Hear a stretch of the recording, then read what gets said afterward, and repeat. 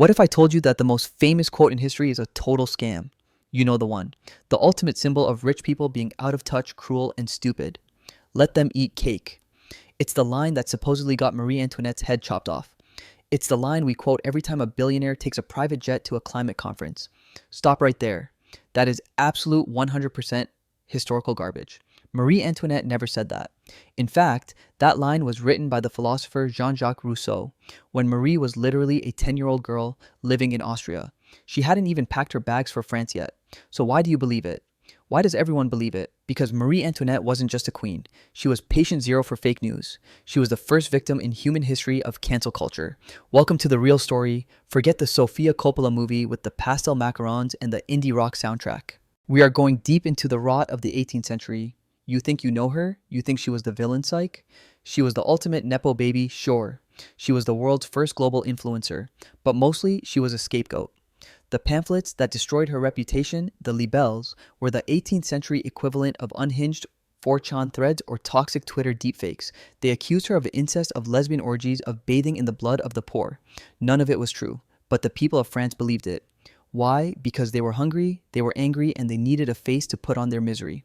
Sound familiar? Look at our world right now. When the economy tanks due, we blame complex systemic issues? No. We look for a villain. We look for the out-of-touch celebrity or the privileged elite to project our rage onto. Marie Antoinette was foreign, she was female, and she was rich. She was the perfect target. But why are we still talking about her 230 years later? Why does she matter? Here is the plot twist that your history textbooks conveniently left out. Marie Antoinette, through her glamour, her excess, and her tragic death, accidentally invented the modern world. Let's connect the dots. Dot number one, the birth of radical democracy. Think about it. If Marie Antoinette had been a boring, quiet, modest queen who wore beige and shut her mouth, the French Revolution might have just been a gentle reform. A few laws changed here and there, but no, she was extra. She was loud, she was glamorous, and she was hated. Her existence radicalized the revolutionaries. She became the symbol of everything wrong with the monarchy. Because the people hated her so much, they didn't just want to fix the system, they wanted to burn it to the ground. That fire gave birth to the French Republic. It spread the ideas of liberty, equality, fraternity across the globe. The logic, no hated queen, to no radical revolution, to no modern concept of universal human rights. She literally had to die so that the concept of the citizen could be born. You enjoy voting. Thank Marie Antoinette for being so hateable. Dot number two, the fashion industrial complex. Look at your clothes. Look at the Met Gala. Look at the $2.5 trillion global fashion industry. Marie Antoinette was the first influencer. Before her queens just wore traditional uniforms. Marie broke the rules. She invented Haute Couture, the idea of changing styles every season, using clothing as political messaging, turning getting dressed into a spectator sport. She made Paris the fashion capital of the world. Every time you see a Kardashian launch a brand or an influencer get dragged for an outfit, you are watching the ghost of Marie Antoinette at work. But here's the craziest part. The part that keeps historians up at night. What if she had one chance to fix it all? Let's set the scene 1785. Versailles is a gilded cage. The king, Louis XVI, is a weak, indecisive man who would rather play with locks than run a country. The people are starving, and the heir to the throne, the Dauphin, is dying of tuberculosis.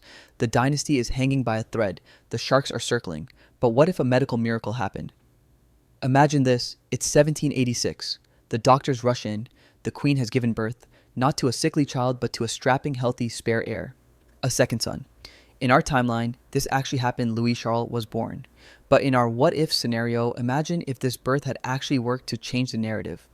Imagine if Marie Antoinette had used this healthy baby boy to rebrand herself from Madame Deficit to the Mother of France. Could the birth of a single child have changed the fate of a monarchy, or would it only have accelerated a collapse that was already unavoidable? To understand the tragedy of the woman whose suffering unknowingly helped give rise to democracy. We need to turn back time. We must return to the moment everything began to go wrong, back to when she was only a 14-year-old girl, forced into exile at the border of France. The year is 1770. You are Maria Antonia, the youngest daughter of the Empress of Austria.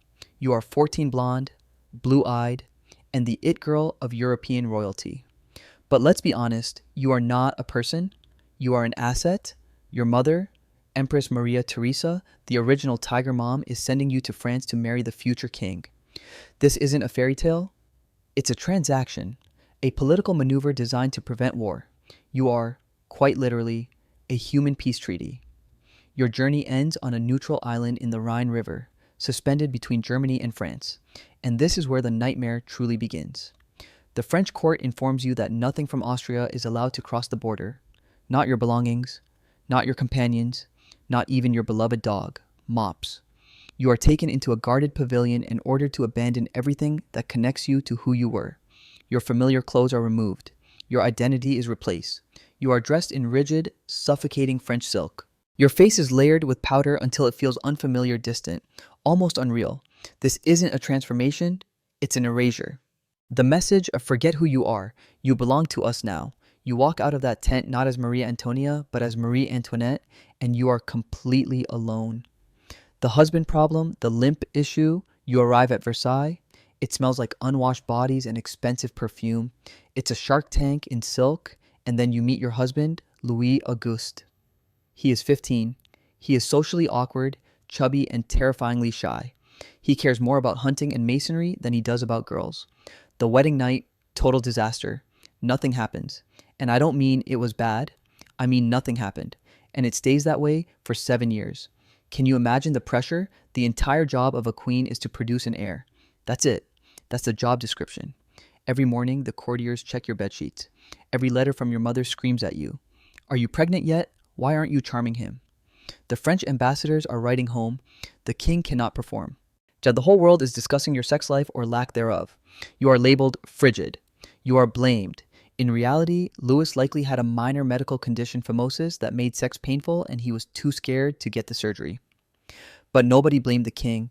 They blamed you. So you are 18, you are lonely, your husband treats you like a roommate, the court hates you because you're Austrian. What do? You do what any depressed teenager with an unlimited credit card would do. You go shopping. You throw yourself into parties, gambling, fashion. You build the Petit Trianon, your own private castle where you can play dress up. You build a fake farm, Hameau de la Reine, so you can pretend to be a peasant girl milking perfumed sheep with porcelain bowls. Is it cringe? Yes. Is it tone deaf? Absolutely. But psychologists today would call this filling the void. You are trying to buy the happiness that your marriage isn't giving you.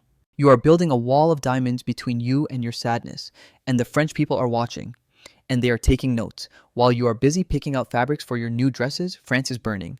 The country is broke. Why not because of your shoes, but because Louis' grandfather fought too many wars and because France sent millions of dollars to fund the American Revolution. Yes, Americans, France went broke, helping you get freedom, and it cost them their monarchy. But the peasants don't understand complex geopolitics. They just see bread prices skyrocketing. They need a villain. And there you are with your 3-foot-tall powdered wig featuring a model ship on top of it. They start calling you Madame Deficit. The libelles, the dark web of the 1700s. This is where the fake news gets dark. Illegal printing presses start churning out pornography starring you. They depict you sleeping with your brother-in-law, sleeping with the king's ministers, sleeping with women. One famous pamphlet accuses you of turning the Trianon into a lesbian brothel. Do you see the pattern? They are dehumanizing you. They are stripping away your dignity so that when the violence comes, nobody will feel bad for you. It is a coordinated smear campaign that would make modern political strategists jealous. The diamond necklace affair, the nail in the coffin, 1785, the moment it all goes wrong. A con artist named Jeanne de Valois pulls off the heist of the century. She forges your signature to buy a massive diamond necklace worth about $15 million today. She gets a prostitute to dress up as you and meet a cardinal in a dark garden at night. The cardinal thinks he is having a secret affair with the queen. He hands over the diamonds. The con artist runs away with them. You knew nothing about this. When the trial happens, you are proven innocent. The con artist is branded, but it doesn't matter. The public verdict is already in. To the starving people of Paris, the idea that you would secretly buy a necklace while they eat dirt is believable enough. Your reputation is nuked. You are no longer the queen. You are a criminal, a whore, a thief. You try to go to the theater in Paris and the crowd hisses at you. You stop going out. You hide in Versailles. You are cancelled. Let's go back to our what if.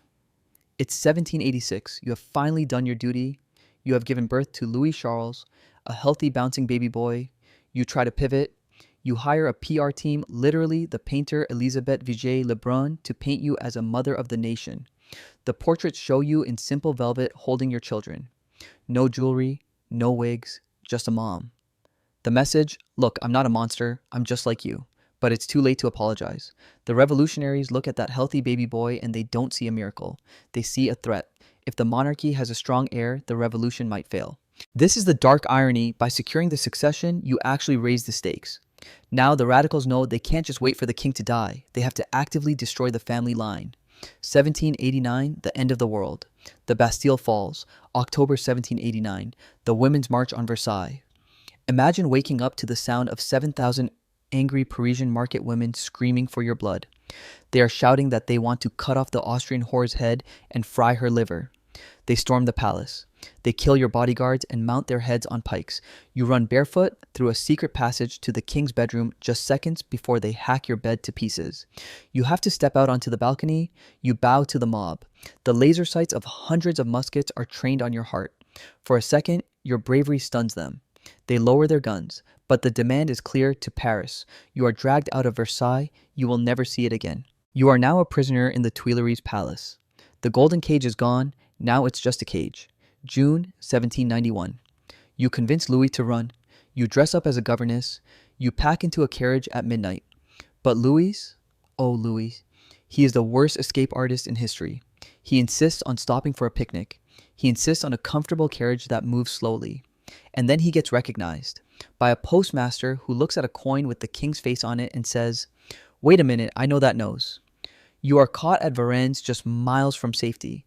The walk of shame back to Paris is the stuff of nightmares. Thousands of people line the roads. They don't cheer, they don't scream, they just stare in dead silence. They keep their hats on. That silence is the sound of the monarchy dying. January 1793. They drag your husband to the guillotine. He tries to give a speech. They order a drum roll to drown out his voice. Chop. You are now Widow Capet. You are alone. But the worst is still to come. The revolutionaries soon realize that executing the king is not enough. They don't just want the monarchy gone. They want to destroy the idea of the queen. They need to turn you into a symbol of corruption, a monster in the public imagination. So they target the one thing left that can break you. Your son, Louis Charles, is only 8 years old. He is taken away and kept isolated, cut off from family, subjected to relentless pressure until he is no longer treated as a child, but as a tool. Eventually, a statement appears, one that accuses you, his own mother, of an unspeakable crime. This is the lowest point of the revolution. Not justice, not liberation, weaponized cruelty. The trial, October 1793. You are brought to the Conciergerie prison. You are gravely ill, exhausted, and in constant pain.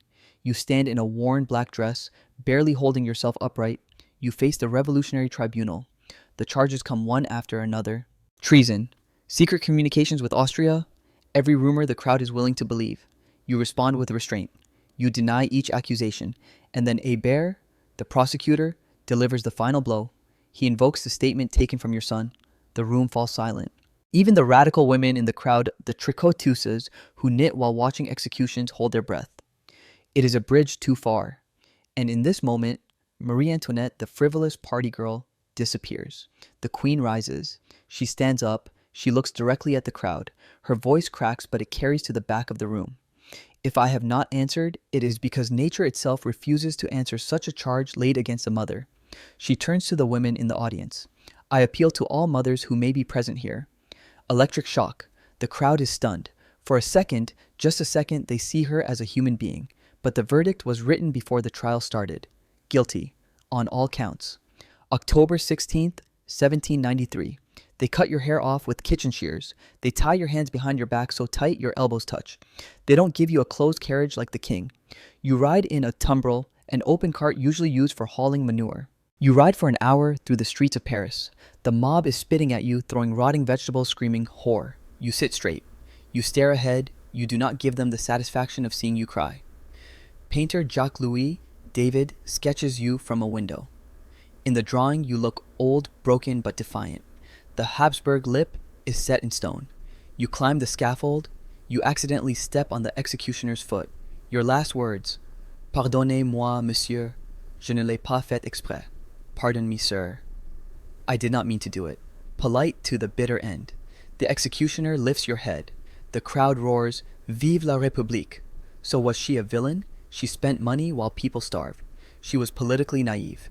She lived in a bubble. But did she deserve that Marie Antoinette was a scapegoat for a system that had been rotting for 100 years before she was even born? She teaches us a brutal lesson about the power of media, the danger of mob mentality, and how quickly society turns on a woman who dares to be visible. The final question: in our modern world of deepfakes, cancel culture, and 24-hour outrage cycles, are we any better than the mob in Paris? Are we attacking the real systemic problems, or are we just looking for the next Marie Antoinette to burn at the stake because it makes us feel righteous? Think about it. And smash that like button like it's the Bastille Wall. Subscribe before Robespierre puts your name on the list. Let them eat content.